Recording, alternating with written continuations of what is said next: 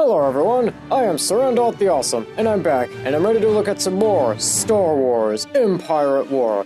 But this time, I'm going to look at the Zann Consortium campaign in the DLC of Forces of Corruption. But before I get started, make sure to like, comment, subscribe, and if I can't convince you, perhaps this picture of my cat will convince you. And without further ado, let's get into this. So, the Zann Consortium campaign starts out with you on Kessel after the Empire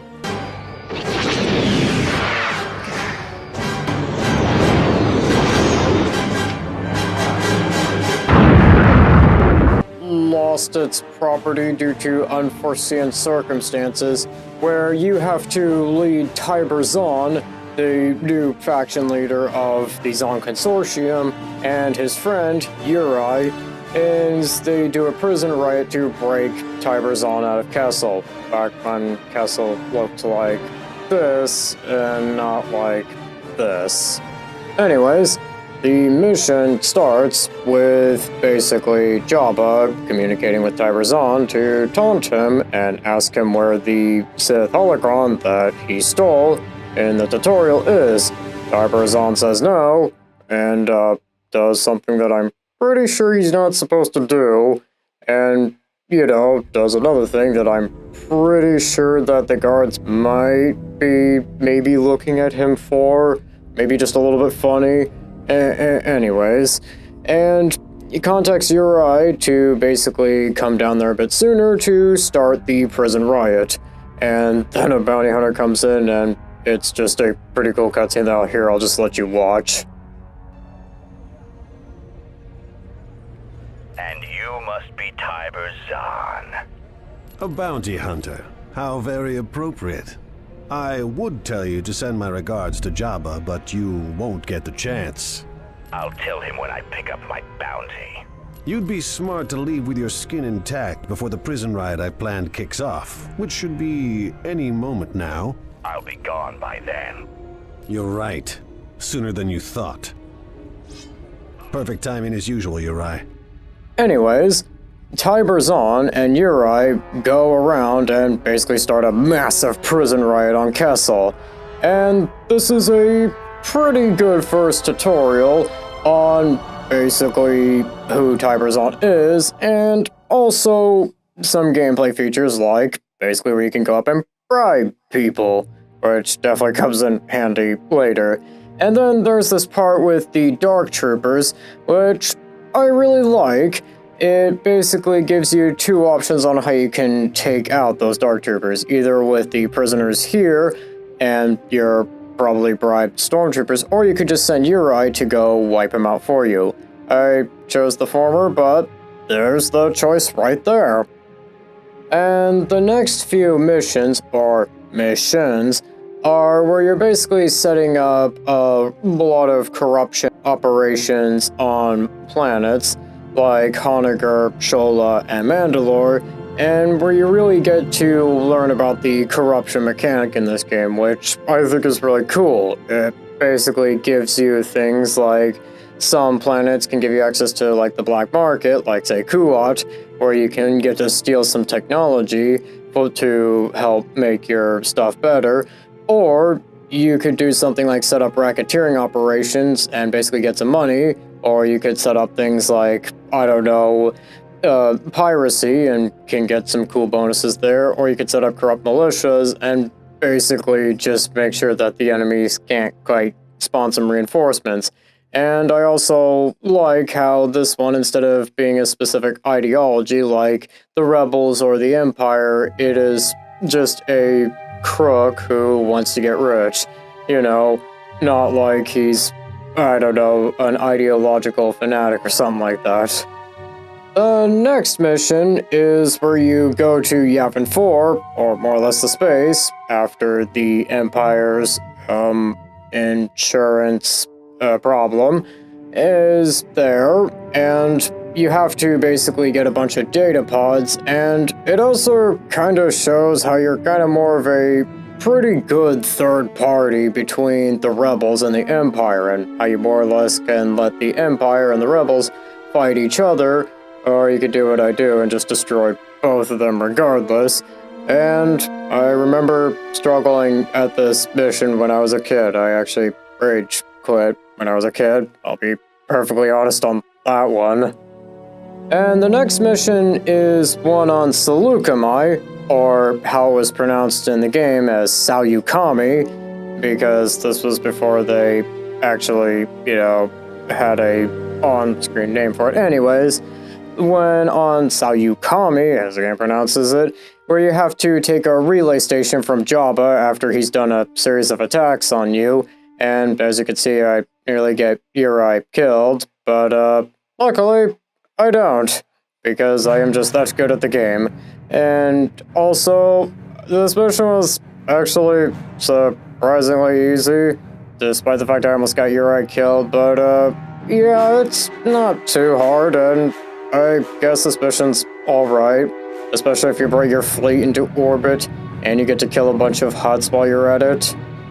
And the next mission is the one where you're on Hypori, and where you're basically trying to more or less take control of a droid factory before Jabba does, and where, as it turns out, after you turn off the droid factory's defenses, you end up basically bringing Jabba in to more or less take it off of your hands.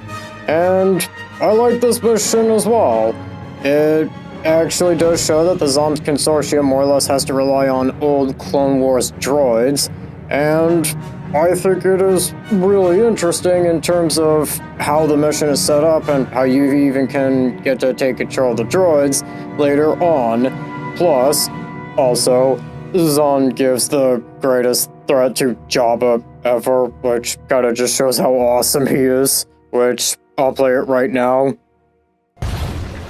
Jabba, your men are dead and you're surrounded. I'd say that puts you at a disadvantage. Tiber, Gamojam Bosnego, Jeraim Gumesti, Ogngin to Stalumba. The only deal that lets you live is this. The price on my head? Gone. The hits on my territories? Stop. The planets Salyukami and Hypori now belong to me. If I see your people anywhere in my territory, I'll personally come to Tatooine and feed you to your own rancor. Etchun, Desm Gonja, Garungesni Tiber, Pasgong Gachachuin. Oh, of course, Jabba. As long as you live, I will leave you to your holdings. Now, get off my planet! So, the next mission starts off with a quote that I have to show you it before you actually believe it. It's just that great. Full location. We must be cautious. This planet resonates with the power of the dark side. Why, Uri! Did you become a Jedi Knight while I was in prison? Anyways, in this mission was surprisingly hard, and I will admit that I did do a lot of save scumming where I basically would just save in the middle of the mission a lot, just at least until I did not have to do it anymore.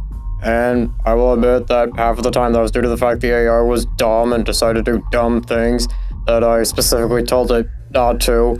But other than that, I also do like how Tiber Zann also does this awesome threat here to a Night Sister, which is actually pretty cool, and really shows how awesome Tiber Zann is. It is painful to see a trusted friend locked in this cell. You will open the door now. Uri, if she tries that mind control trick again, shoot her. Silvery, I assume. We're not nearly the weak-minded fools you take us for. The next mission is the one where you're on Bespin, where you have to go steal some Tabana gas from Darth Vader's planet, and also frame Prince Xizor, yes, that Prince Xizor from Shadows of the Empire, and basically so you can get Xizor to basically make contact with someone from the Empire to give the Sith Holocron to help make a profit. And I like this mission as well. And I also like the part where I just absolutely murdered Darth Vader as soon as he came in, and all of the dark side adepts. That was actually pretty funny. Just imagining Darth Vader going in and all of a sudden he's just been blasted into oblivion. Anyways, the next mission is where you're over Kurita and where you meet the Empire's contact, or meet as in battle the Empire's contact, Thrawn, and where you can bring in the Aggressor class cruiser, or Star Destroyer, where it's got a mega cannon, which is really cool and really, really powerful. Like, I'm pretty sure it could basically mop the floor with ISDs pretty effortlessly. And also the normal ones, not the one that Zann has, quite literally could destroy itself, and with a self-destruct feature, and can do some pretty good damage to the Annihilator in the one over Kuat, which I'll get to that one in a moment. And also in this one, as it turns out, gasp! Bosk has betrayed us, but Zann actually knew, and quite literally said that he's got a job for Bosk, but he doesn't know it yet. And I thought that was really, really cool. And also, this one does get a hypervelocity gun for Thrawn, and also Thrawn does retreat, but more or less, it kind of is one of those things of Thrawn knows when he's outmatched, and also makes Thrawn pretty cool. And Thrawn also basically just got this Sith holocron and got it back to the Empire. Again, I really, really like this mission. It is really, really cool, even though it's actually not that difficult. The next mission is one that is often described as not really that great. And in all honesty, I don't think it's actually as bad as people say it is. I mean, yes, it's got quite a few problems, and yes, it is unnecessarily long. Keep in mind, this is me speeding it up to 500%, and also it has multiple parts, but it's unique. And yes, I will admit I did do a lot of safe scumming, but I also did like the models here with the different in-game models, like the towns there, the Death Star 2, that kind of stuff. And also, I think that I do like the thing with the Dark Troopers right there. That was actually really cool, where basically later on in the mission, you get to basically fight those Dark Troopers there. Except right now they are standing perfectly still, which I thought was actually pretty cool when I saw it again. And yeah, I guess a lot of the mission objectives are also kind of easy, if I'm being perfectly honest. I mean, then again, I am also playing this on the easy difficulty, so take this with a fistful of salt. And I guess this mission maybe could have been a little bit shorter. Maybe cut out like 1 or 2 parts or something like that. That probably could have been a bit more helpful. Like, I don't know, maybe cut out the part where Uri is maybe need to go slice up the console, or maybe have him with Tiber Zann or something like that. But also, it does show just how far ahead that Tiber Zann is thinking when it comes down to his plans. And yeah, strangely enough, I guess this mission kind of also does actually do some good things with, I don't know, showing the character development, and also you get to bring a Rancor with you. So, how much cooler could it get than that? Anyways, the last mission is the one where you're basically battling to take over the Eclipse, which is Emperor Palpatine's flagship. And at first, you work with the rebels to help basically get yourself to the Eclipse, and also to destroy all the satellites and the stations. But then Han Solo basically catches on that you're kinda not here to help destroy the Eclipse, but here to steal it.